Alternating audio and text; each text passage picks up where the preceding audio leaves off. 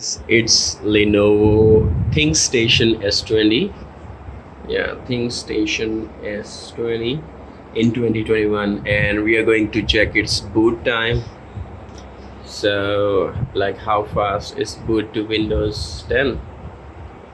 First, I'm gonna turn on the monitor so we can see everything, and then I'm gonna press the button in 1, 2, and 3. And I have password on the Windows one, so I have to like log in as well as fast as I can.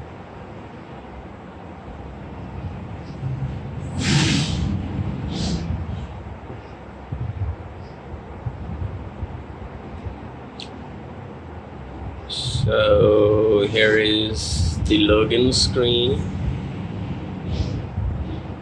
and I think I messed up with the password few seconds, but you can see it's pretty fast and everything is like loaded, like we don't have to wait anything to open.